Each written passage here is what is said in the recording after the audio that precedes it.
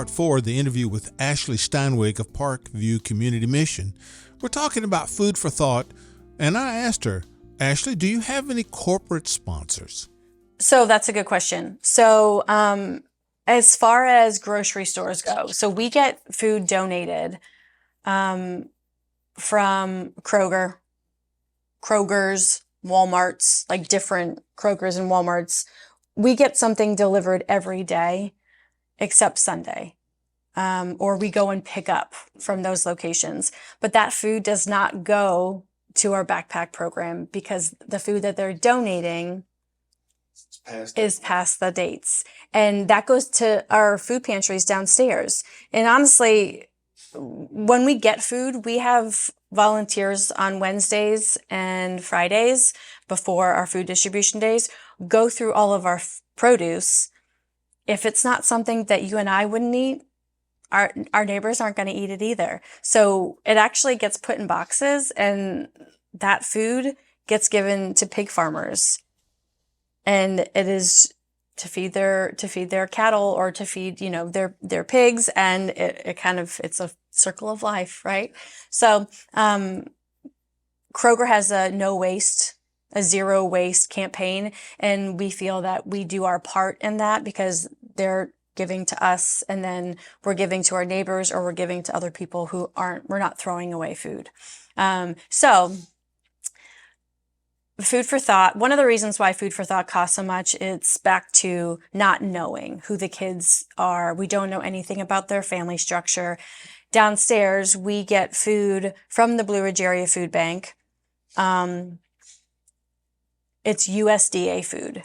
We can provide USDA food for families because they have to sign in. They have to declare income, just self-declaring, which is just, I make $500 a month. And if they are below what the government has assigned as the level per family members, they qualify for USDA foods. So when we have a huge number, like, 600 families a week coming for food, that's a huge number. And we also have new families who have never been here before every week. But those we know the information, so they qualify for us using USDA foods. That's why that program is so much less expensive.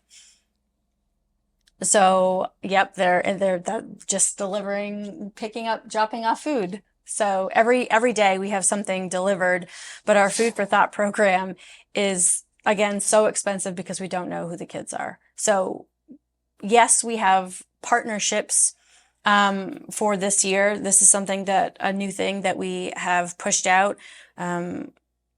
We have 3 major partners this year who kind of support us the whole year through. So we have Foster Fuels, Richards Insurance, and then NB Handy. Those are our 3 main partners for 2024. And the funds that they give really help us to continue to provide for not only the students, but our whole community. So how do you find people or corporations who are willing to get on board and support? Honestly, I love giving tours. I love showing people this is what we do for our community, in our community, and this is how you can be a part of it. I think my favorite people to tour are individuals who have retired and they realize I'm retired, but I still have so much more time and effort and more to give.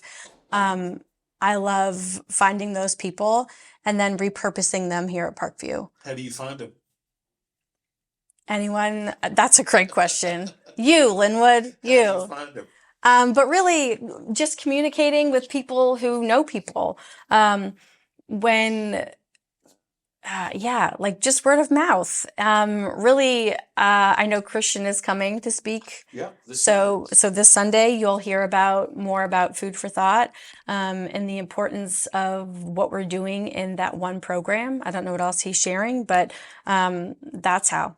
We go and speak to people or different organizations will call and say, hey, we have a staff volunteer day. We would love to come and volunteer. We had Moore and Giles. Moore and Giles stopped all production for one day and came and served as a staff here at Parkview.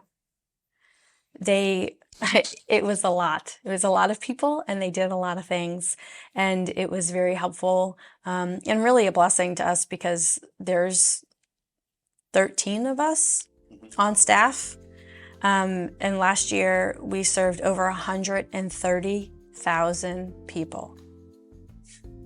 130,000 people.